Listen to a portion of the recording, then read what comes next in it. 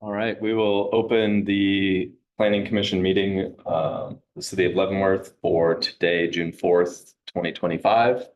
And we will start with roll call. James Whitesides, Elizabeth Saul. Allison Miller. Simon Farivar. Drew Falk. all right.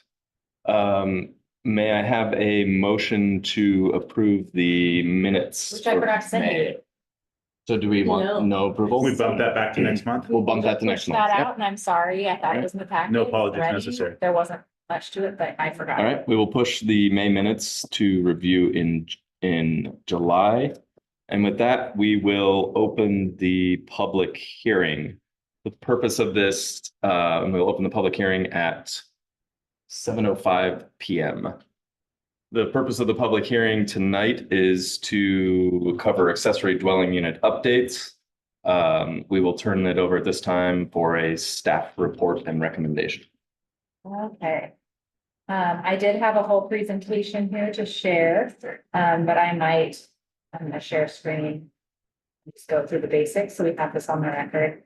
I had presented this previously to the council, and I updated it after Elizabeth caught some errors in my packet. Omissions, not Yes. So just to get this kind of is an overview of what we're talking about today. We are amending our accessory dwelling unit code to align with House Bill 1337, which amended the RCW to require all local governments that are planning under the Growth Management Act to revise their regulations for ADUs. This was in order to comply with our statutory requirement. We technically don't have to adopt this until 6 months after our comp plan update next year. But because of our housing crisis and issues here in Leavenworth, we are looking to adopt this earlier to allow for additional units to be built and potentially sold. See if I can get to my. Sorry, I have way too many things open. I don't think I need to go over what ADUs are to you guys because we don't have anyone online. So it's just to explain that they can be within, attached, or detached.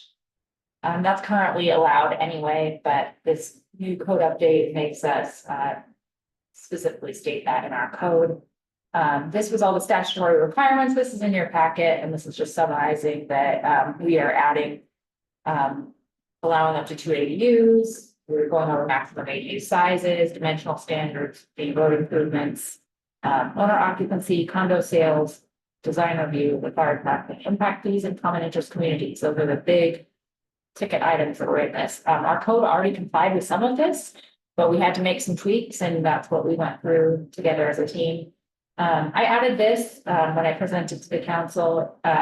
I think last year we did an ADU survey. We tried to find everyone who's built an ADU since 2019 and sent them a letter and said, hey, how are you using your ADU? And so we got about a 45% response rate, which is pretty awesome. We got 37 and we sent out 80 some. I don't remember. And they were about half and half attached and detached, which is kind of interesting. I mean, so we've had quite a few. We've had 67 issued in the last, so within a 5-year range. And over half of them are long-term rentals. So that's very promising. Adopting this would allow additional ADUs to be built and then rented as long-term rentals. This was the draft code that we put together. I went piece by piece in case there were people here that I needed to explain this to. So I'm going to skip through this really quickly. We just took out the definition at the very beginning of this code because we needed to change the definition to align with state law and put it in our definitions instead of in the development standards. The first big change was the number of units. So you can see here, we're changing from 1 ADU to 2 per building lot. The next one was just the different, we had to specify the allowed configuration. So as you saw on the previous screen, that 2 screens back, just the different, it can be attached, detached, or within. So we can allow any of those. This was about parking, and this was kind of a big change. We said each ADU will require 1 off-street parking space, but then we added when 2 ADUs are proposed, the single family unit shall require only 1 off-street parking space regardless of its square footage. And that's because we didn't want to open up Title 14, which says if your house is over 1,500 square feet, you have to have 2 spaces. So this kind of it gave us a little bit of wiggle room, so hopefully that will help in buildings. We define gross floor area as this, I can't see it, interior habitable area, including basements and attics, but excluding interior stairs, garage, and unfitted storage areas. I think we all felt pretty comfortable about that. We can discuss after the hearing. But wanted to clarify that we just wanted to make it very, very clear what's included, what's excluded. This was kind of a big change. ADUs can be converted from existing structures, including but not limited to detached garages, even if the existing structure violates current code requirements for building setbacks or lot coverage. That's really cool because we have quite a few older homes with detached garages off the alley, maybe might not meet setbacks. This will allow them to convert regardless. So that's, maintaining existing structures. It's cheaper sometimes to convert if the structure is in good condition. I kind of lumped these ones together. ADUs, we have to allow them to be sold or conveyed independent of the principal unit.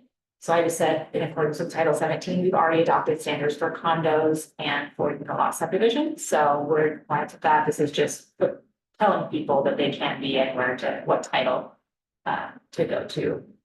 Road improvements shall not be required as a condition of permitting. Typically, we don't require road improvements anyway for infill because there's a caveat to code that allows us to waive that requirement. But this is just putting it straightforward as we cannot require it.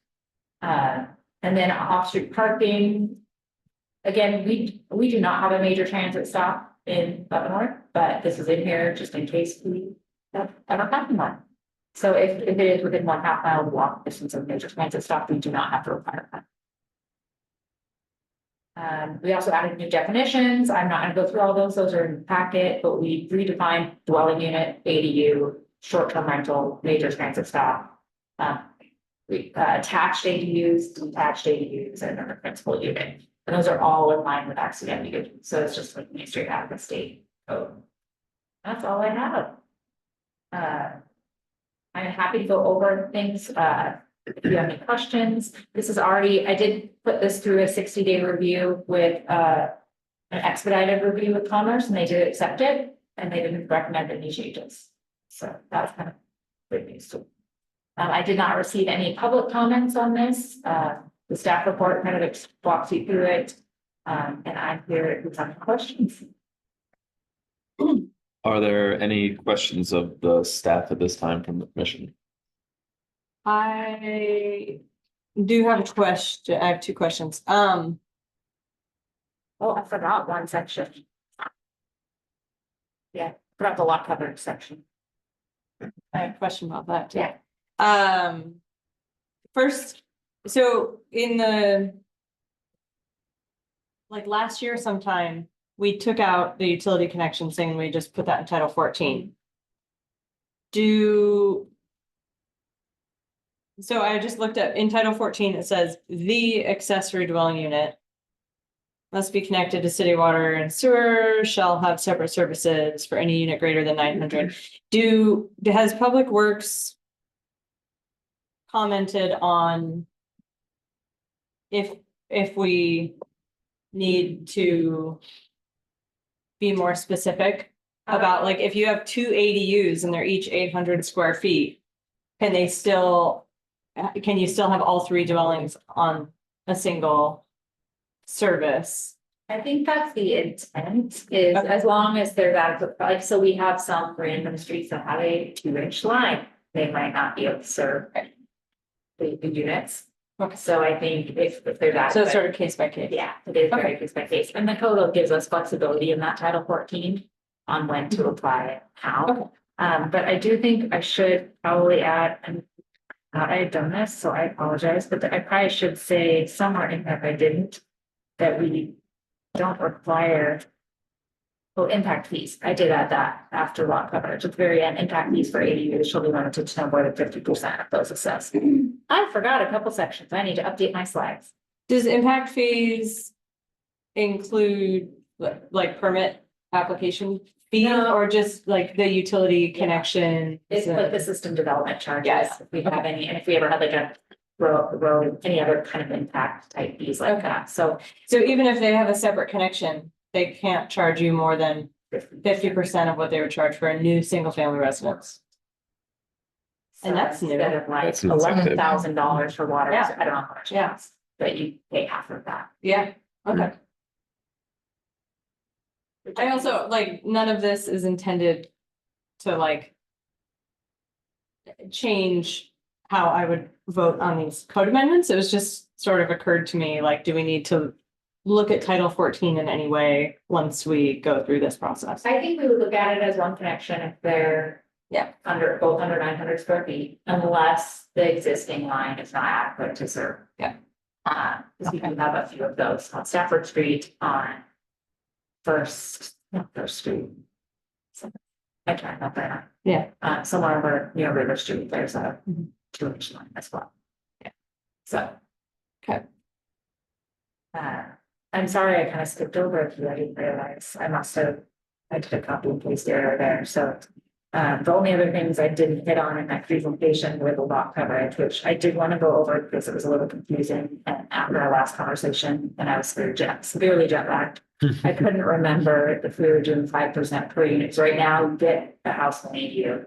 And if the incentive is to add another ADU, we're just doing 5% on the ADU, the second ADU, 5%, 5%.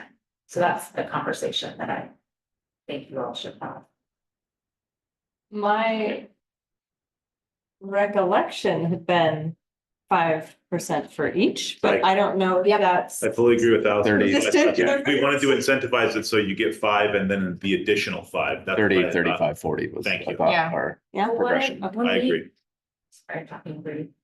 When we do present this to the council, will somebody be there, like, can we have some representation at the planning commission there to, it's like, because that is going to be over, then the lot coverage is over, what we allow you in our multi-family zones. We only allow 40% lot coverage, 40, because it'd go up to 45%. which is fine, there might be. I think it should be higher in the multifamily. Well, zone. because- exactly. I think that's kind of a red flag for multifamily, isn't it? Yeah. Yeah, Let's address that discrepancy next. So anyway. yeah. So how we want to change it then is maximum lot coverage. Required by the underlying zoning district shall apply to the single family residence. However, a 5% increase in lot coverage shall be granted to.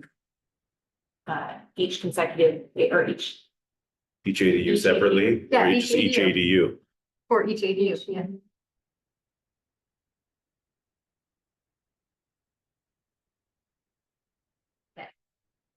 That makes it easy.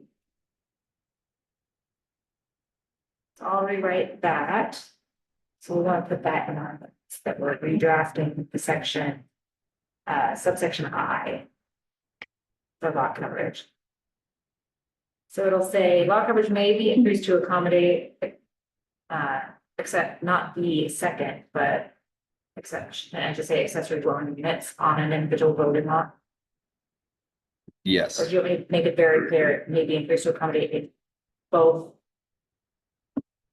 if you leave it as a 5% per additional unit, then whatever we change the base rate to can be additive over time. So That's true. If Leave we it were to flexible. change the, yeah. So I just say the maximum lot coverage required by the underlying zone, I don't even have to say. you can, I'll just simplify it, I think that's overly wordy, but basically it'll say you get 5% for the first and another 5% for the second. I want it to be very crystal clear, so I'll wordsmith it, but knowing that that's your intent.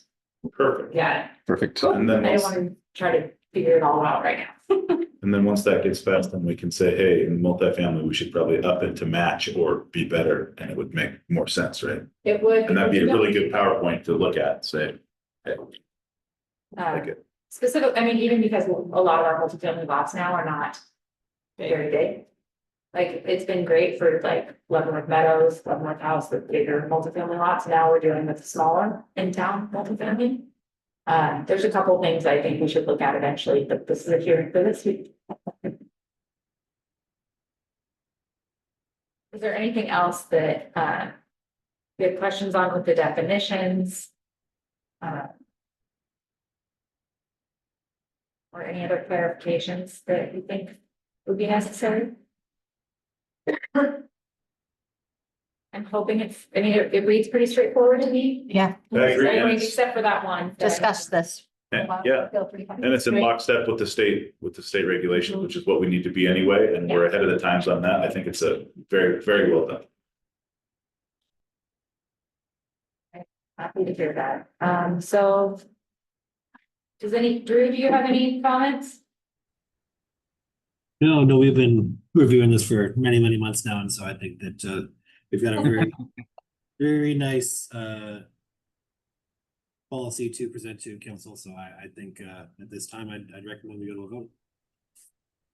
And we do still have nobody online. We will still open it for public comment if we are good with questions. So it is open for public comment. And it is closed for public comment. With no attendees. We've had discussion already, and general discussion, so I would like to ask for a motion on this. To approve. This, I'll give you a sample motion. yeah, I've got a sample motion right here. A motion to move to recommend approval of the hearing item on accessory dwelling units to the city council based on the lack of public comment and our findings of fact and conclusions of law within the staff report. Second, All right, motion by Elizabeth, seconded by Simon. Any more discussion before we open it for a vote? All in favor?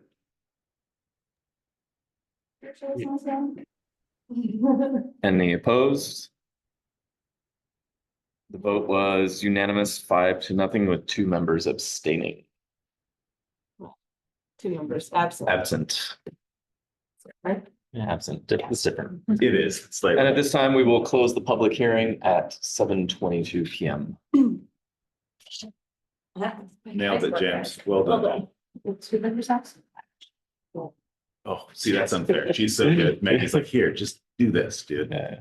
Well, one is just, we don't have another. Yeah, so just one, okay. Okay. I was doing attendance. Oh, crap. All right, thanks, guys. I'm sorry again about the minutes. So I wanted to go through a little bit. So the comp plan, land use and housing appendices that we talked about last month that I was in a fog through. We were all very grumpy about, sorry. Yeah. So the reason I have this on here, so we have grant funding for it's just the appendices. So it's just the kind of some of the background that work that's required for the comp plan. We're still gonna update our housing action plan. We're still going to update our land use element and our housing element. So this is just data that's required by the state.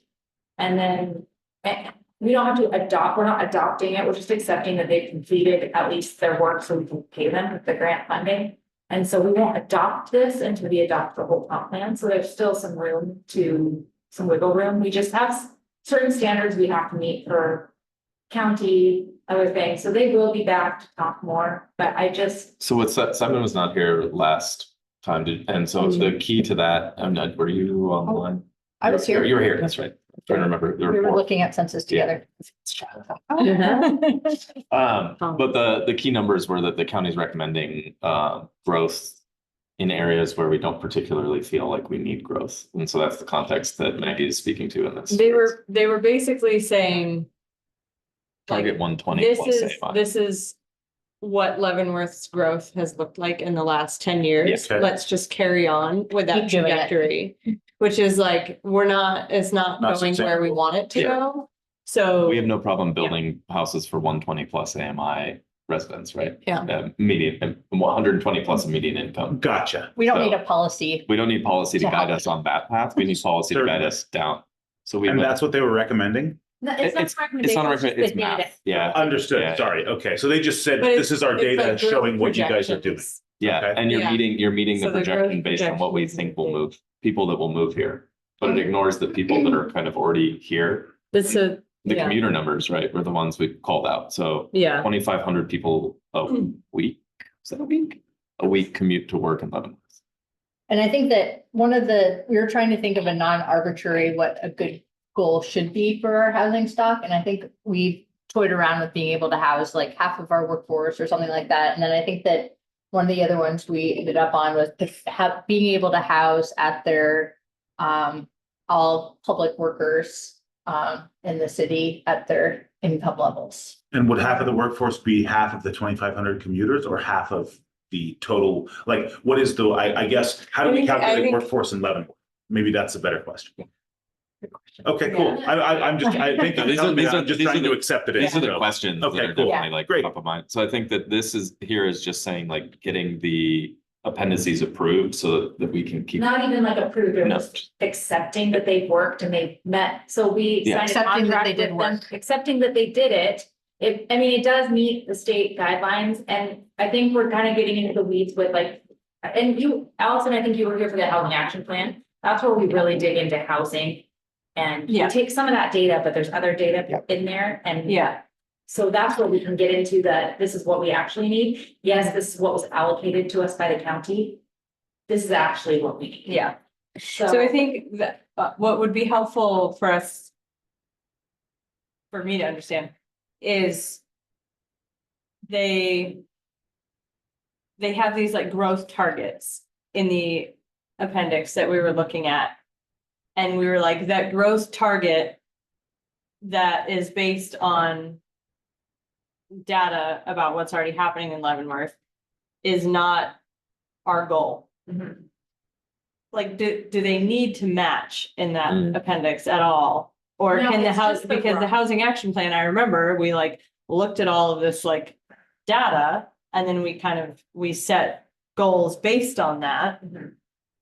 But if we can look at the data and be like, well, this is just telling us what's already happening and we can set different goals in the housing action plan based on that, then it's like, well, So this is just like, we did our land allocation, and we did our land capacity Doesn't have analysis, to we did all these things. align with. Yes, it's showing this, but what's really happening in our housing action plan, that's where we get that feedback from the community and we Mhm. get more data, and so.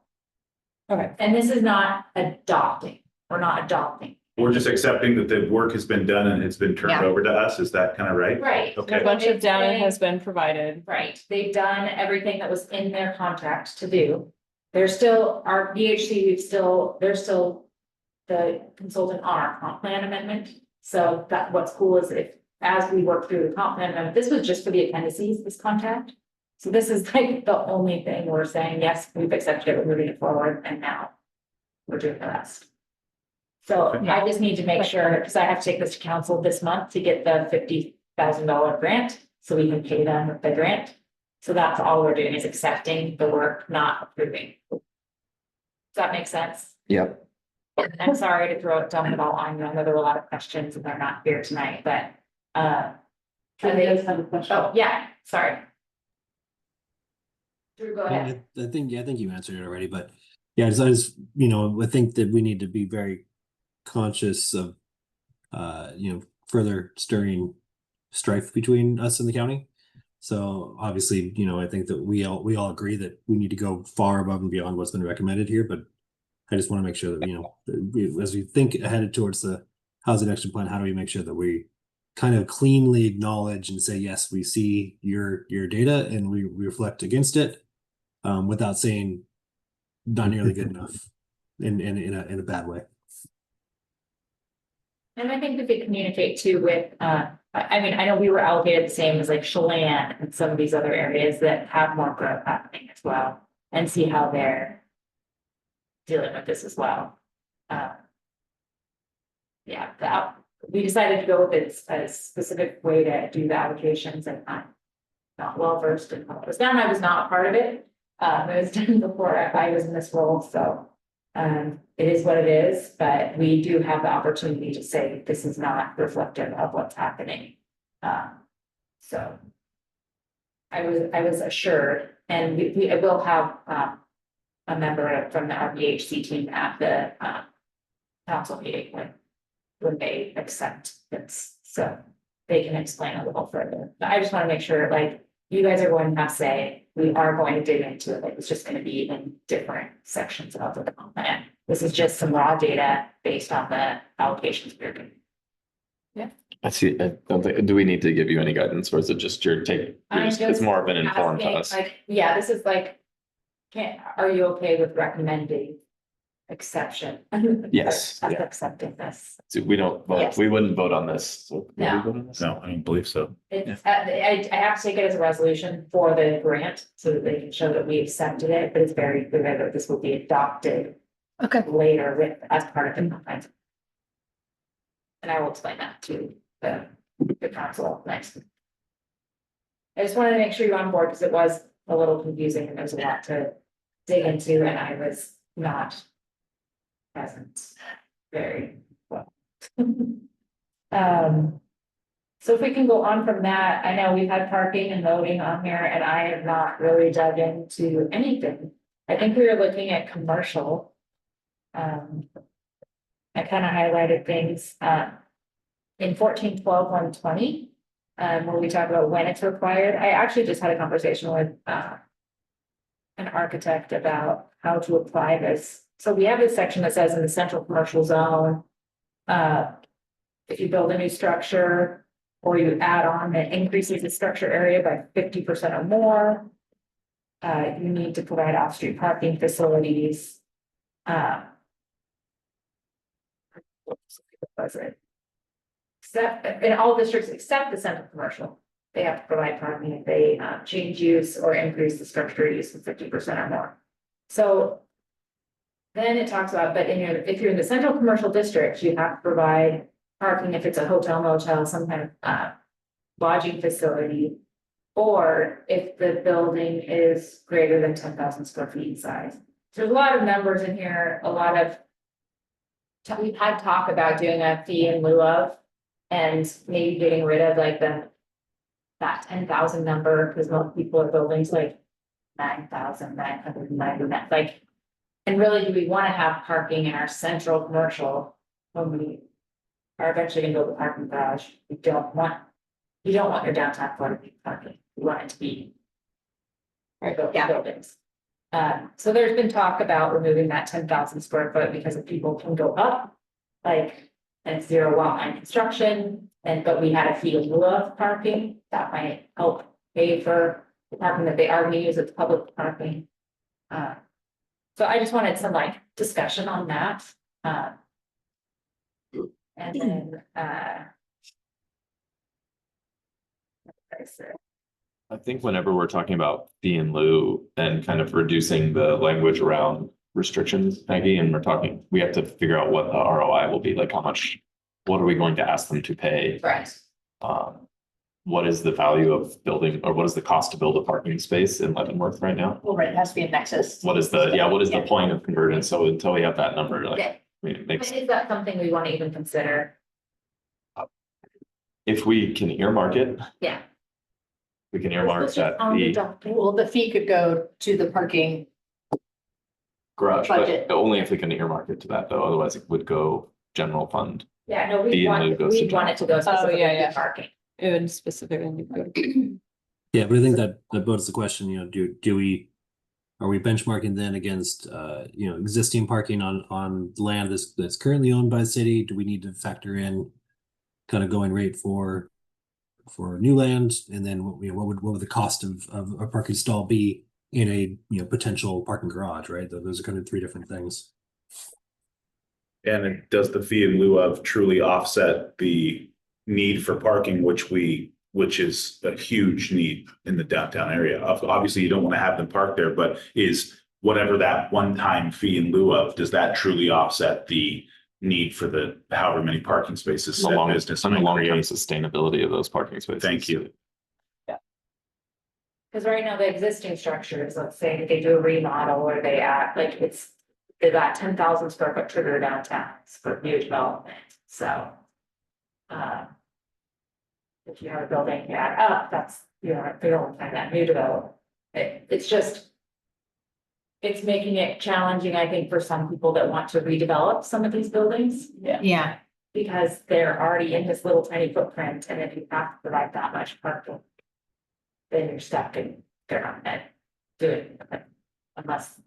There's just there's some caveats there. What is 10,000 square feet? Like, what is, could you, So- somebody? so I'm sure that That number was to just me- chosen at one point and it's kind of stuck. But Well, here's no, I a meant like, great, could somebody help me visualize what? here's a good 10,000 example. So Rhine House, Right now, the okay, restaurant, all of the businesses on the first floor, okay, like that open to the park.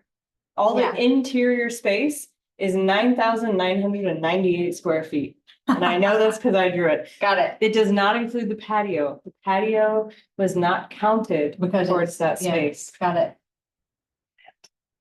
Yeah, Genius. trickery. Trickery. So there, Okay, yeah. so just the that's first 10 story, not. The first floor and the Oh, interior of the Ryan restaurant. House. Did The you- Okay. entire, But the no one entire goes in. interior of the building is Yeah. just. Well, Yeah, got all it. the exterior Got it, space. okay, That's about 10,000. okay. So there's, so like some of the three-story buildings downtown. Yeah. Or, yeah. a lot Just of shy of that. Three-story buildings Yeah. are probably over that. There's. Yeah, so I've had to make interpretations on a few where it's like, okay, it says new development, if you're redeveloping this space that's already there, I'm gonna give you credit for that. And so I'm not gonna do by part, I mean, it's. I've Well, had where to would do they some provide it funky anyway, things. right? Like, Yeah, Because, exactly. because it's not really, If you've taken away access from completely with like, Front Street from Ninth to Gustav's being closed down, then like, I think of all your. the Evans partnership that bought the empty lot next to Yo, right? Like, that is a classic situation. If they build 10,002 square Yeah. feet, how on earth could they get a vehicle?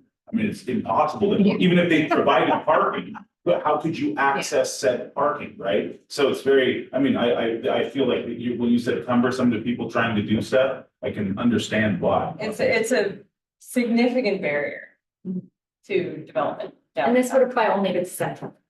And I'm guessing it also is the reason why we have like random concrete beds in the middle of like Front Street, even like for like Hotel Leavenworth or things like that, or oh, you mean the between, between Front Street and two. that's just existed forever. Yeah. Those are Okay. predating. That's a proximity parking Okay, call on their part ages ago. Got it. That's There not- was a building there at some point in time.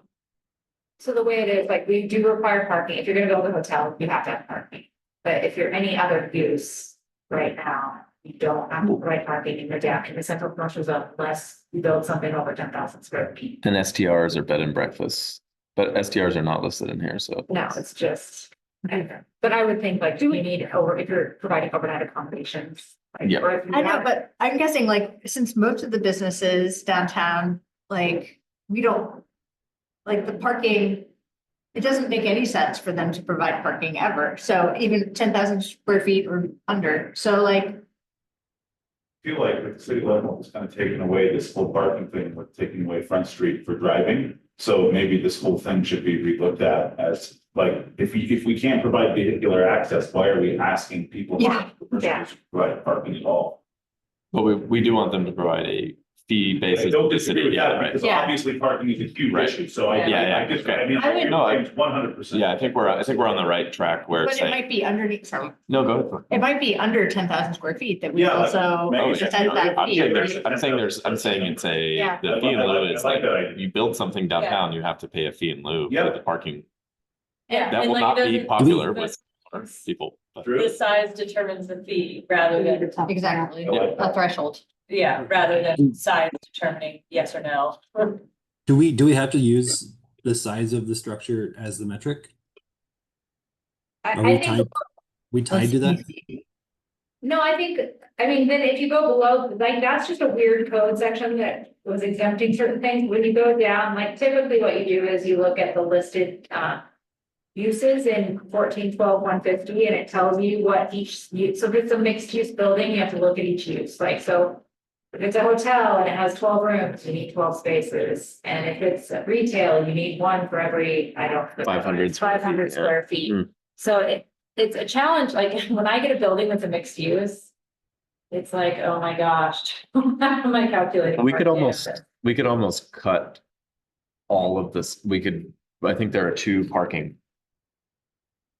pieces in 14, in the section 14 that should come out. One is central commercial and one is all other areas. And they need to be separated from each other. Not necessarily. I think we could choose to clean up how the number of spaces required Mm, is determined, but I think using the same metric of how many spaces are required based on By the volume. use of the building, use and the volume. use and area is a logical way to determine what the fee would be. And then you have a per parking space fee. So you're like, oh, this is how many parking spaces are required. If you're in the central commercial building, in the central commercial district, that's how you figure out how many spaces you're paying for. Yeah. That's a good way to look at it. Very clean too. Consistency across. I do like the idea of also cleaning up some of the number of parking stalls required, because as I went through. Like some of the places of public and private assembly, or some of the uses don't even align with our use chart, so I go to our use chart and I'm like, I don't even know what. Correctional institution? Yeah, I mean, I think it would be better if these uses Especially our align, permitted- Like used car sales lot, is that allowed? I don't even think In it's the allowed. city, I don't think it is. So that's where I'd like Used to to be look. one. Yeah, exactly. They're doing- Was a brand new Chevy dealership and then it turned into a older. Really? I swear to God. Wow, Yeah. that's great. So it'd be cool to look at these and look at our use chart and then go, okay, what can we group together and how would we calculate how much parking is needed?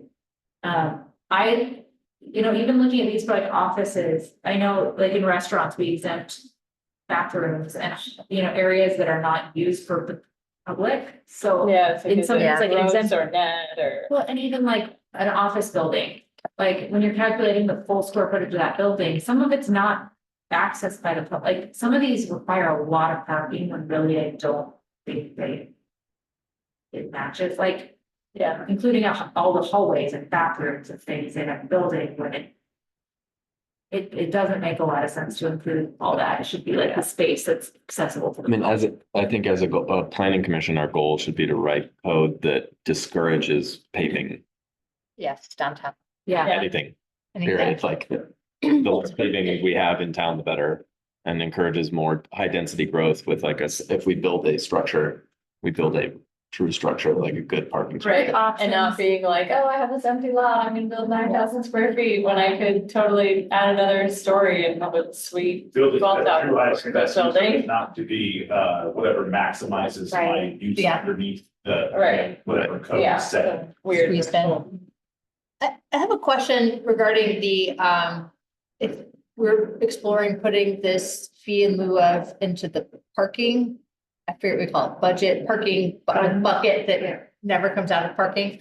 And that's like, there's probably a bunch of, first of all, like there's the initial fee, but then there's also like maintenance and stuff like that. So I feel like we need to figure out some sort of life cycle cost in this so that we're not stuck with a bunch of a parking garage that we can't maintain or something like that. We'd have to recommend an assessment to the council though, right?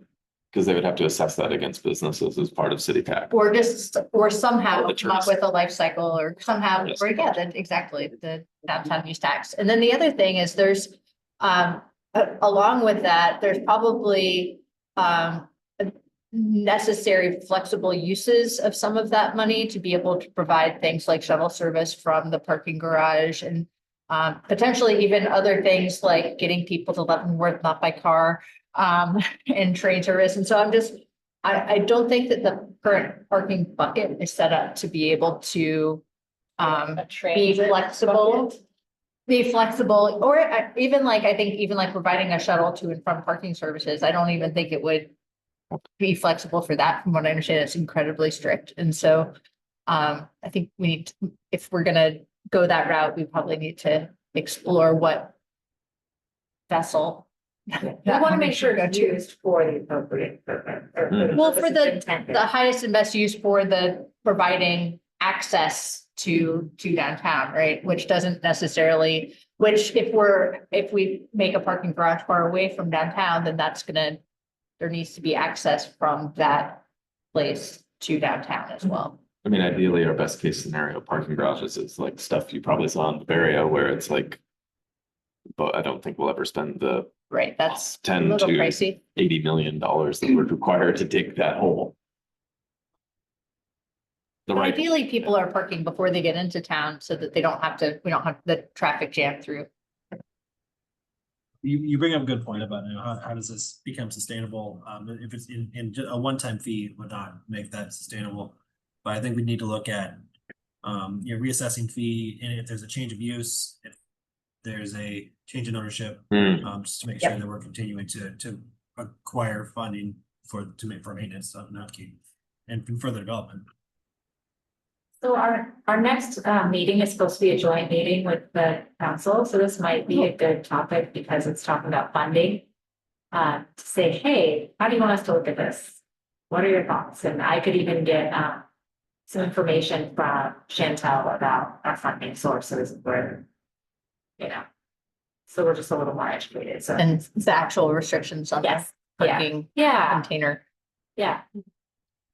So this might be a good topic to bring up. I'm sure there will be quite a few. We'll go through the docket and see if there's anything that we want to add or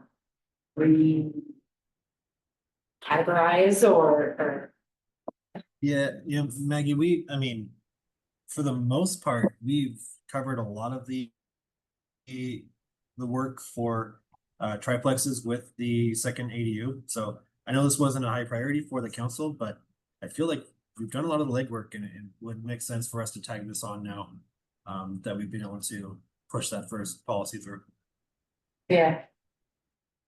I think, yeah, and it's pretty cool. Like, I didn't get a ton of, I put this out here for public comment. We've been talking about it for months and we haven't gotten a lot of negative or any feedback. So I'm hoping when we take it to council, it's not oh my gosh, now everybody's coming. So, We can anticipate the questions yeah. exactly. somewhat there, which is, we know who will question it and who will vote against it. Right. So So if we can just clarify why we're bringing it forward now. But yeah, Drew, I agree, the next easiest thing to tackle would be triplexes. Because it's just the name, it's the same as a house and two ADUs, it's just each of them don't have restrictions on how big they can be. Just the name.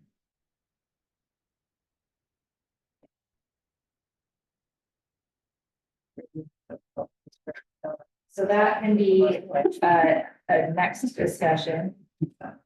Figured.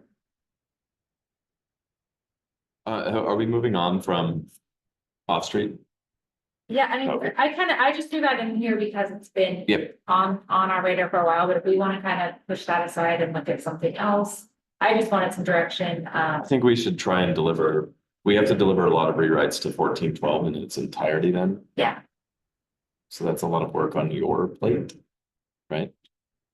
but if I have direction, I mean, if I know what areas we really need to tackle, I mean, we can start somewhere, but I think we probably want some direction from the council on that fee in the road, that's something we're gonna look at.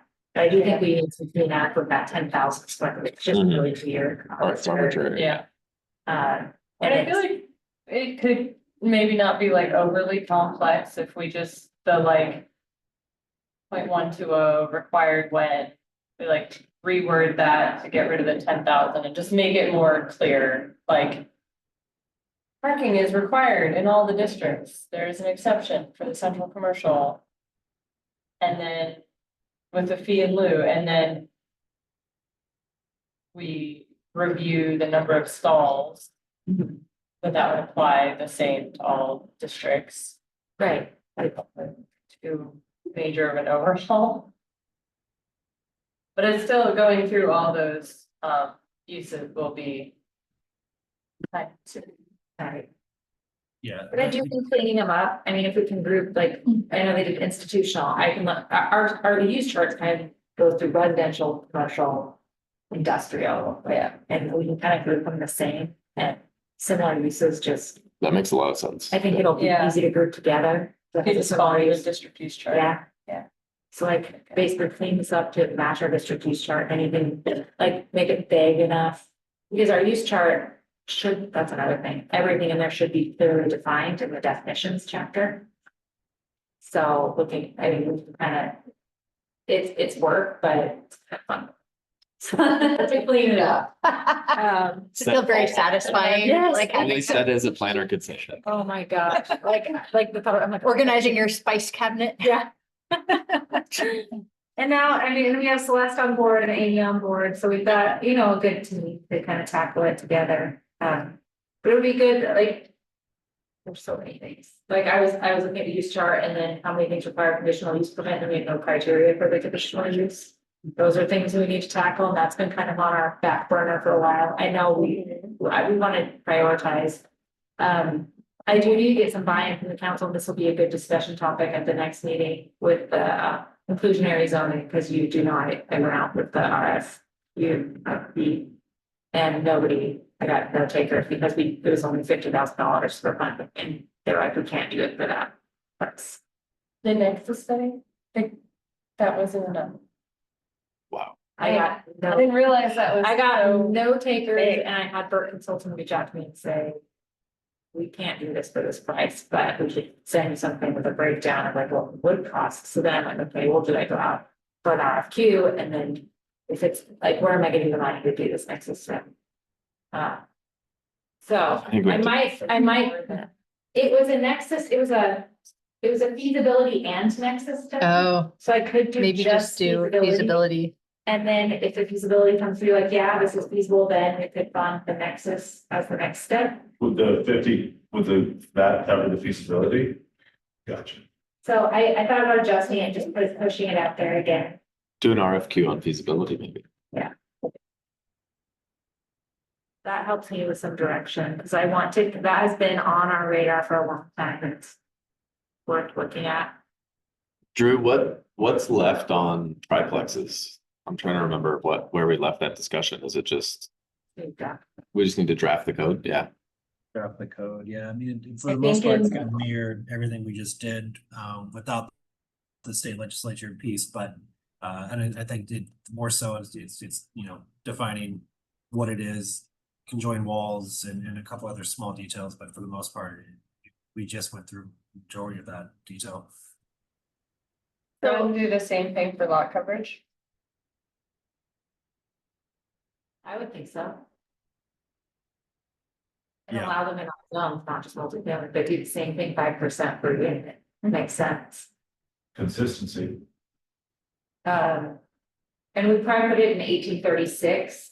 Chapter 1836, that's where duplex dwellings, cottage housing, ADUs are all in there, so it makes sense to plop it in there somewhere.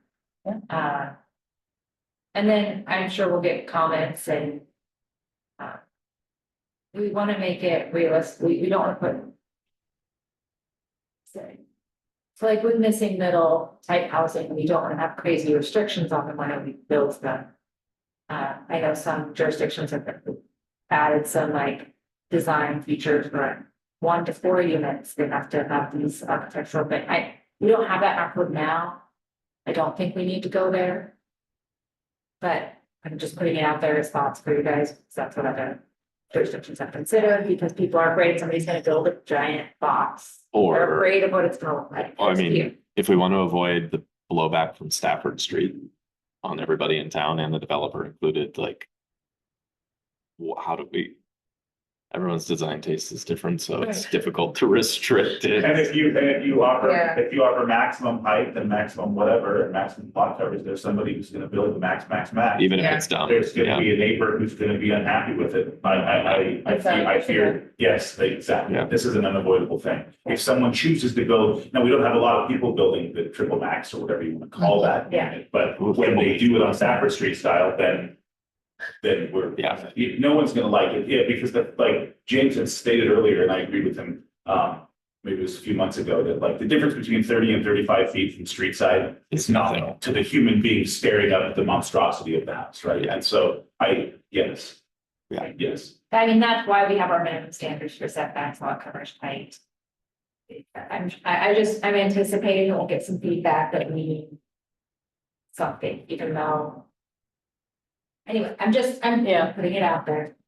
I mean, I kind of ironically, in light of that, is the only design standard that might be, that I would think could be worth considering is having the front doors facing Hmm, the street, or at least some number of the front doors facing the street.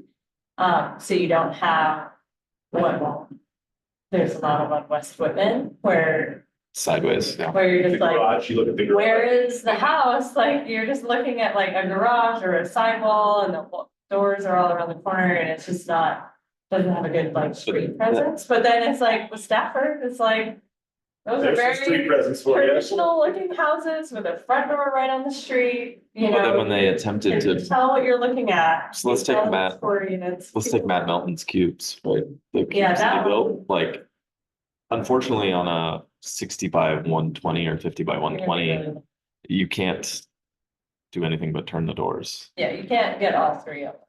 Yeah, I would So- prefer garages from out the alley and parking Yeah, from the alley. course, is the- Yeah, Like, that's maybe something we should consider, like, I think I mean, we have that's that as a already, priority. that's already. right, but we, in the no, code. right, and I don't think anybody's, a couple houses have that on what, like the little, the 6 unit has the parking Yeah. behind it. Which is And nice. so like pushing parking to the alley, I think should be the key. Yeah, In multifamily or triplex, we should consider like triplexes, maybe we limit them on places where you cannot access from the back. Is that a design consideration we'd consider? Saying like, you need alley access for triplex? Might be hard on some of these bigger lots though that don't have alley access, like on yeah. Orchard. Yeah, I was thinking about those. The big one on, across from the school, yeah. Yeah. Yeah, Because if those ever get subdivided, I mean, some of them are going through subdivisions now. You could put a triplex on it, they're not, they're gonna be access from the front. Yeah, I mean, where applicable, maybe that's the thing. Like, Yeah, if you have an alley, here's the Yes. way we want you to approach it. yeah, We Yeah. did very similar language in the ADU code, so we would just. mimic Oh, that's that. right. Yeah. maybe, Yeah, it was a highly recommended, or if available, we prefer. But- Yeah, but that's not In gonna the- change anything. I think Two parking and driveway code. oh, like, yeah, we updated Yeah. that because you used to have to get a It variance. just when I says started preferred, to Get but alley access. I processed 2 variances in 2019, so people could access their house from an alley. So that was a great change for this group, Did we also remove the turnaround? Yeah, for the B and B, so, the pickleball court. I saw someone use it at my neighbor's the other day. I was shocked. huge, big turnarounds. Yeah. They actually did the full like, I'll pull something together based on, like, just for an initial, like, let's look at this and I'll look at our ADU code, because it should kind of mimic, it'll be similar. I'll look at some of the missing middle codes that other jurisdictions have done. I know we're not going into like multiplex, that kind of stuff in residential zones, but I think this is a good stepping stone. Because it's the same number of units that's gonna be permitted in. It's just, and it's still the same lot cover, well, yeah, it'd be the same lot cover, just 2 ADUs, same height, same everything. The units could be larger than 12. If there was room. in the next discussion with council too, where did we leave our 3,000 or the non-conforming lots conversation? So weren't we Oh, the RL3. RL3? Yeah. That we were basically told there wasn't, at the moment, there wasn't political confidence Will. that we could Yeah. get that without much resistance from the community, but there Okay. has been enough time that we can maybe Yeah, I resurface know. this, but I think Or that it there's could be a big win here, but yeah. I think we were right off the back end of the condominiumization, and that caused some stir. So I think there's been enough time between that and this that we can revisit that when we meet with council again.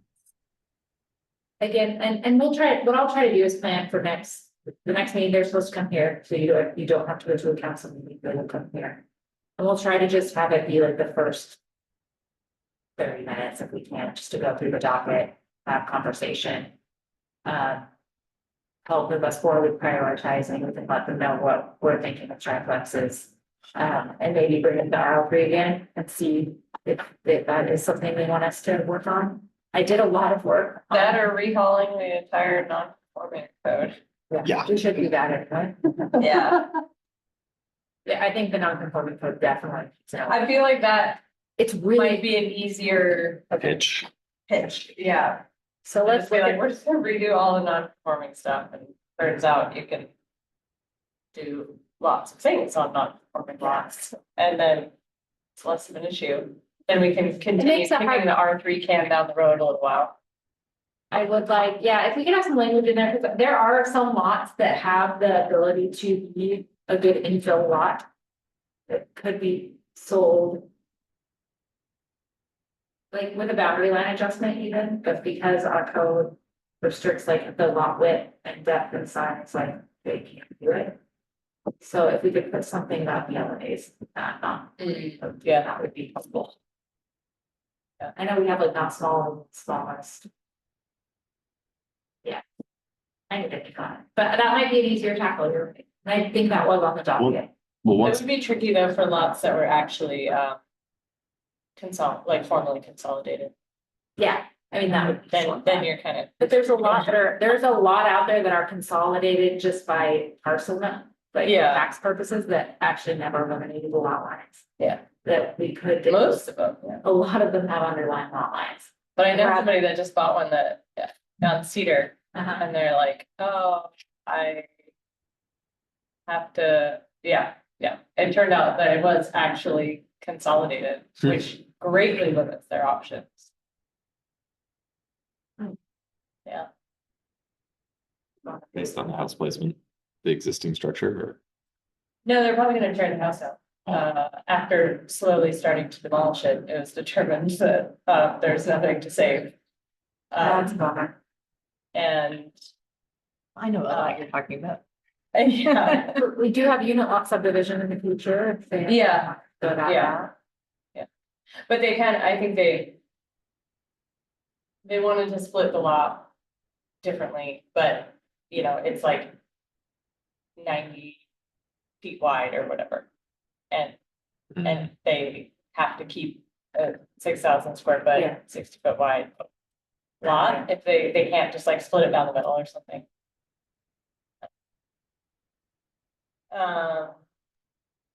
Yeah, Maggie, is Yeah, there, not I many mean, quality. Yeah, what? Sorry? and I guess I thought we'd be a little bit deeper into the comprehensive plan at this stage. Knowing that that's probably gonna stack up on us towards the end of the year. Yeah. Is there any requirements from the state that we need to push through that we can bring to the forefront now and start addressing in the next meeting? I mean, that was a lot of like the background work that they had to do. I think the next step is they're probably they're working on the parks and rec plan too. They're doing like our parks inventory right now. They're doing just a lot of the data collection and then they'll bring it to us. They asked me about formatting. So they're gonna start formatting things to bring, I can probably give you a better idea of where we're at at our next meeting. I'll try to fill everyone in. No, just more the procedural stuff, is there any other Yeah. state amendments? that I think we're still address? okay. Like I've talked to Chelan and Chelan County and we're all kind of at the same step. Drew, were you asking beyond the, Yeah, outside of Then- comprehensive plan, there's Oh, always, I'm sorry. I thought you meant where are we at with it? no, just Quote. understanding that this is gonna stack up on us towards the end of the year. Is there any procedural stuff that we need to get done this year that we can bring forward now? That's the. Let me pull the docket, and that's a good thing to think over the next month, if there's anything that's not on the docket that you're like, hey, we've talked about that. Or, maybe this would be something we should consider. We should definitely bring that forward too. So just be thinking about that over the next month and email me if you think of something that you're like, hey, could we talk about this? So it's just an open discussion with the council. Where their priorities might be. Sorry.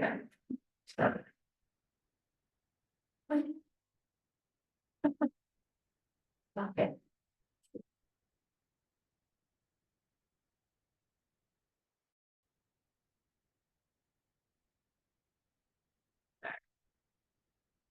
I know we've looked at this a million times, you guys. Let me try to pull this up.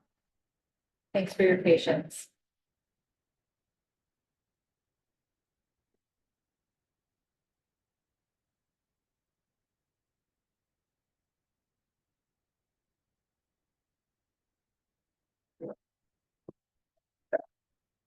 Okay.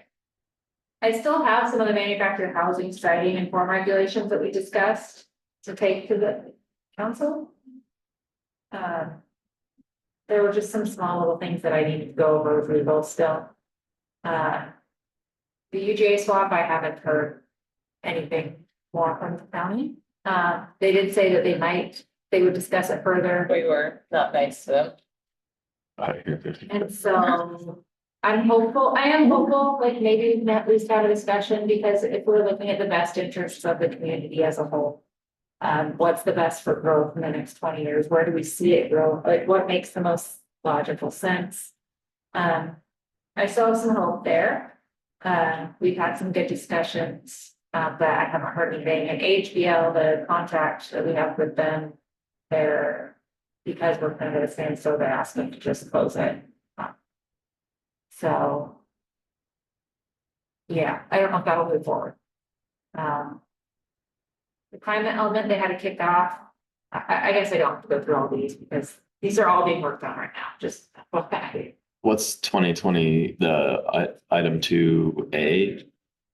I think Yeah, that's so- what, Okay, so these are development regulations. They'll be driven by the comp plan update, like the Oh, goals okay. and policies. So those will be like the actual internal like development regulations, like in Title 18 and 17 and some 14. So we those are due 6 months after the comp plan, so we have a little more time on those. But we are kind of like the state mandated updates, so we're already on track with ADUs. That's gonna be something that's required anyway. So we're getting ahead of the curve there. So that one will already be ready to go. So if there are any things.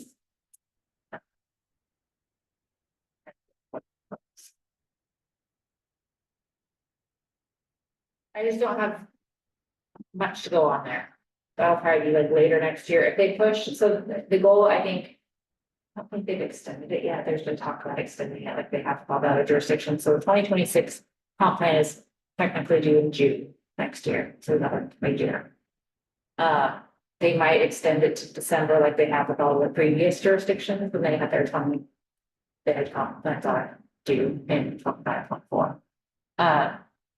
So if they do that, then we have another 6 months beyond that to get our development regulations done. I don't think we'll need a ton of tweaking, that's all I'm saying. Like there might be a few things here just to align with state law, but we might add some more like housing type things if our housing action plan calls for it. So we kind of need more of the comp plan done before we can focus on those.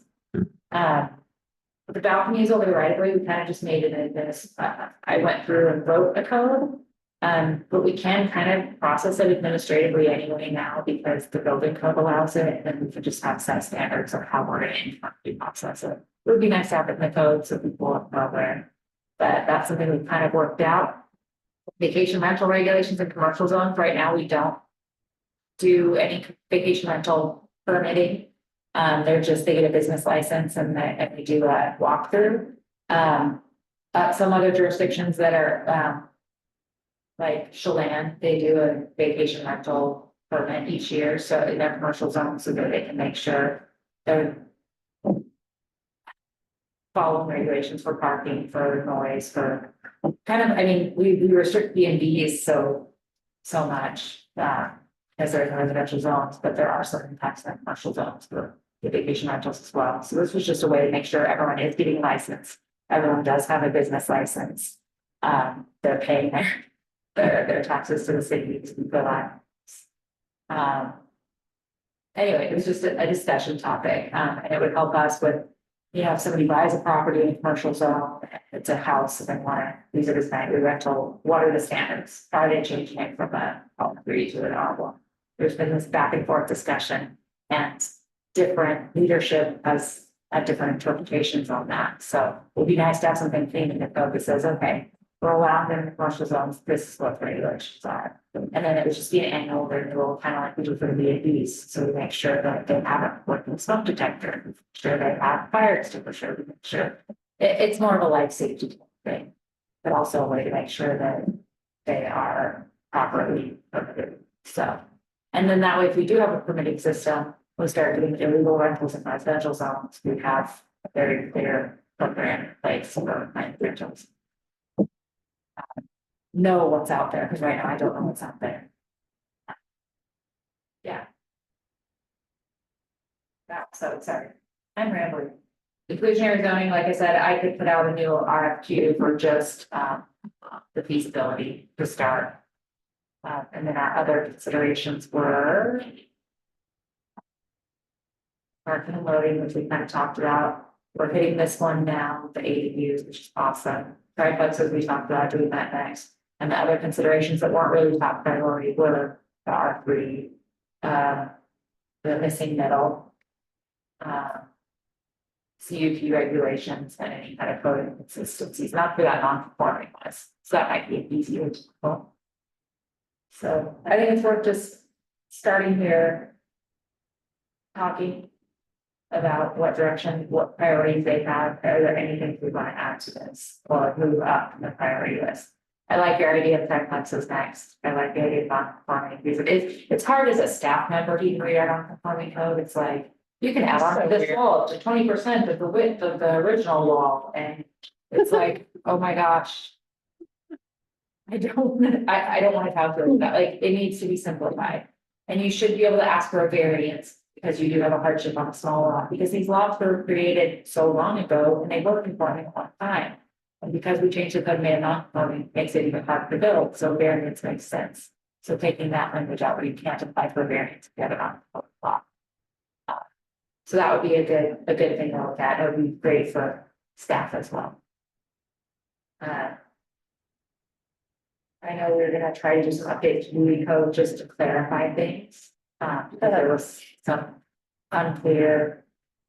Like what is, I have thoughts on the Woolly Code. like what heavy timber is, and we've had some comments on the fencing and like how you can't have combustible materials within 4 feet of the house. And so people are like, well, I'm building a wood fence and then I put an iron, or metal gate here.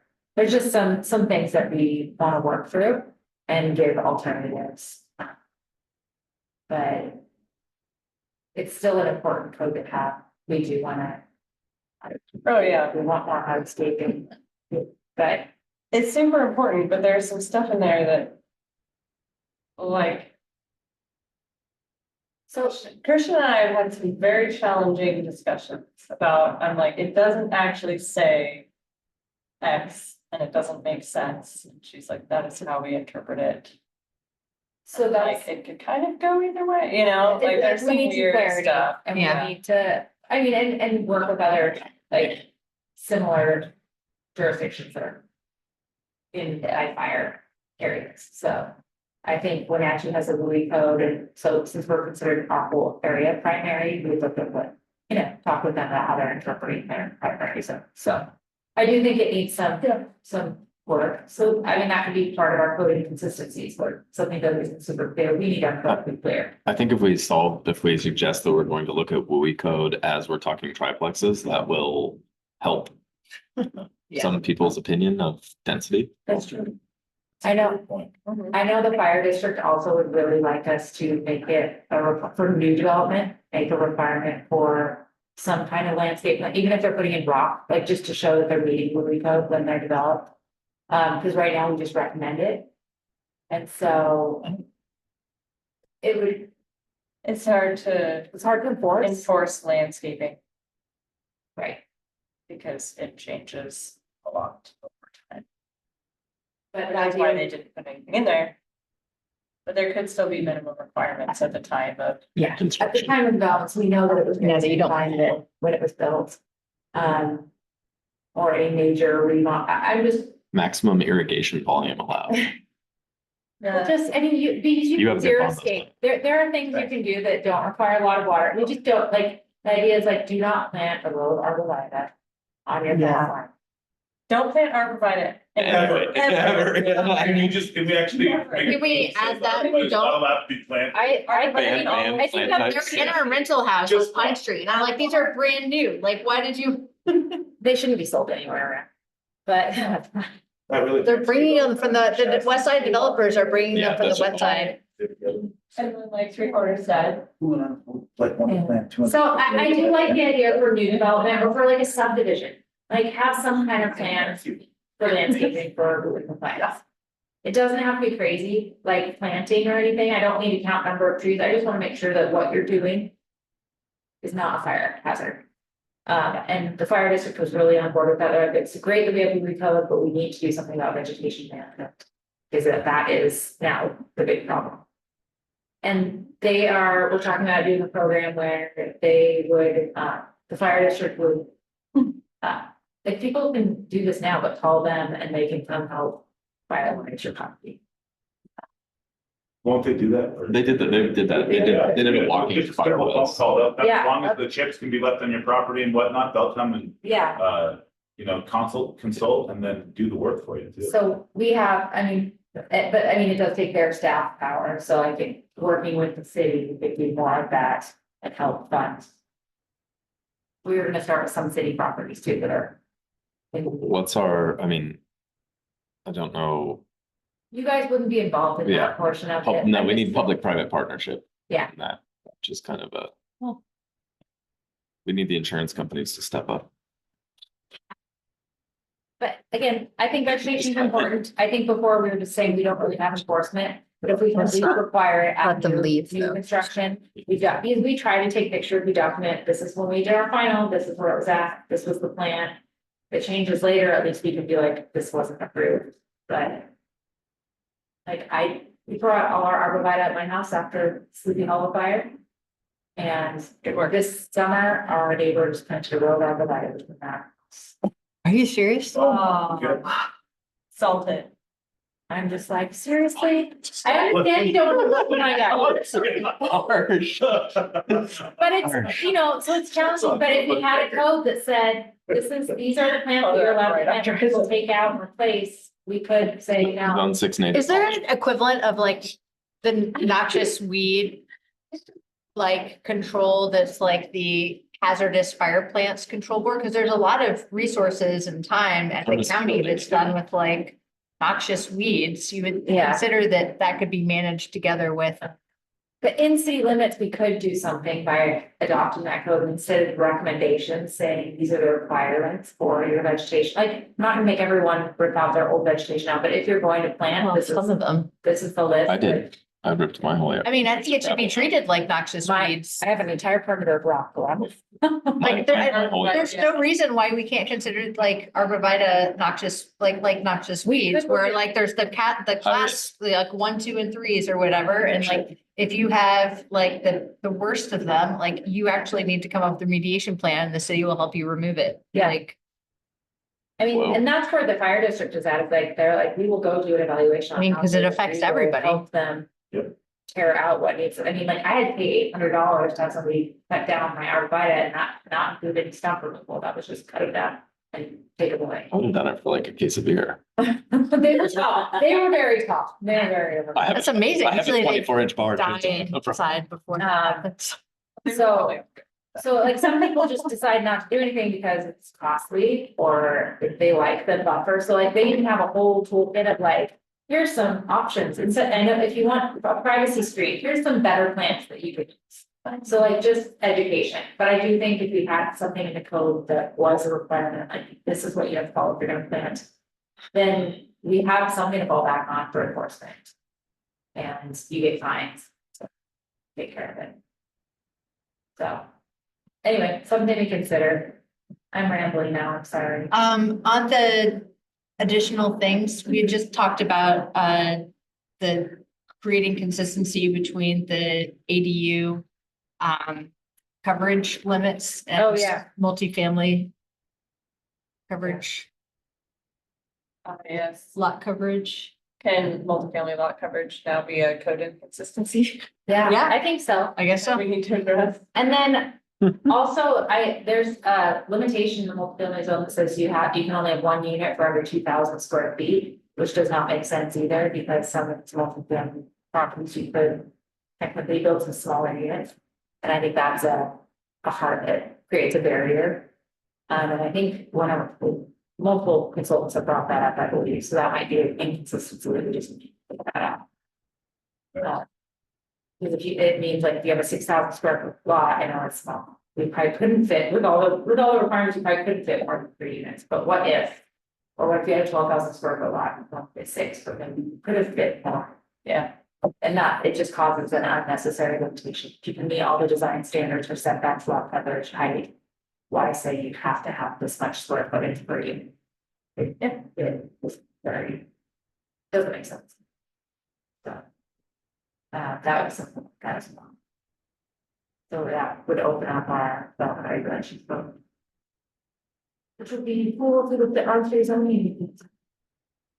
R3 zoning just seems to make so much sense. It does. Everything that used to be, just make it again and make everybody conforming. I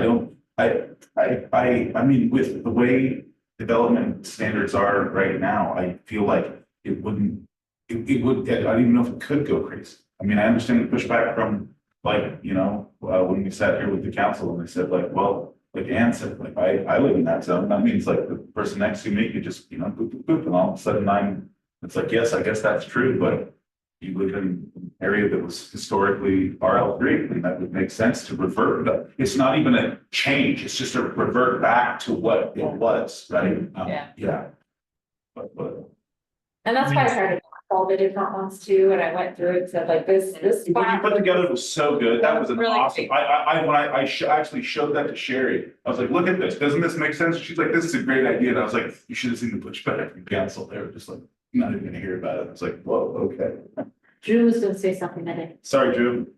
Yeah, you know, since we're kind of just throwing ideas out there, you know, we could do something radical and discuss removing all single family zoning. I know we're kind of doing it piecemeal right now, but that's kind of their, you know, Washington, Oregon have kind of gone the ADU, the second ADU approach, whereas California has gone just removing single family zoning as a policy across the board.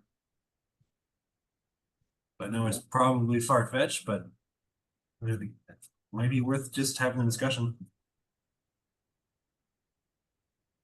Yeah, I mean, those are things to bring up with, I mean, I think it's a good time, and I'm sorry, I missed, I dropped the ball, should have had that meeting, so.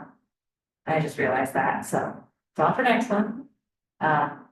Good things to bring up with the council and see what they say about it. Yeah, be like, this is what we're thinking, is this a priority for you? Because we don't wanna work on something that they're just gonna shoot down completely, or if it needs to be tweaked, like, just tell us what direction, so I think it'll be good. I'll try to not make it very long. I'll ask people to come with prepared to discuss and give feedback and. I could even say like, we had a discussion and these are kind of the priorities we have. Well. I want to put together a write up for that. And then if that goes quickly, I'll work on a triplex code to have for you guys next month. That works. I think that's probably all the time we'll have, honestly. Knowing how the last discussion went, but. Never know. Sounds great. I don't, Remember the last discussion, our priorities and council's priorities were exactly Inverted. inverse of each other, right? Mhm. It was just trying to like. Mhm. So, it will be interesting because, you know, we're gonna have a change in council at the end of the year, so. Some of these things might be on the docket for next year and it could change, priorities can change, Pretty dramatic shift. yeah, so. It'll be very, very interesting, but I think you guys are smart and move forward with the triplexes next, because assuming this one goes through. And we don't have a lot of conflict. Makes sense, so just to recap. I am going to make the changes, the one change I'm gonna make is the 5%. For each ADU. I just wanna make it clear, and I can't figure out how I wanna write that, but that is gonna be the gist of that. That was the only change I needed to make, correct? Yes. Okay. So we'll plan on taking this to a hearing July. To the council, and I'll let you guys know in advance, and if one or two people could be there, just I'd to be back happy it to up. do this. Which The dates. You can be on Zoom, Just let us know what the date is. yeah. Since I have to do public notice and everything, it'll probably end up being the second, third. Yeah, I'll send you dates. Thank you. Yeah. I think that's all I had, unless you guys have further discussion topics. No, I'll ask for a motion to adjourn. Motion, oh, go right ahead. Thanks, you guys. Go right ahead. Move to adjourn. Okay. Who did what? Allison, you did. Motion, second. Thanks, Drew. Thank you guys. Thanks for See ya. joining us. Appreciate you being here. Don't drink too much whiskey on the road. It's the Miami. It's tequila country out here. No, he's traveling on the road, traveling.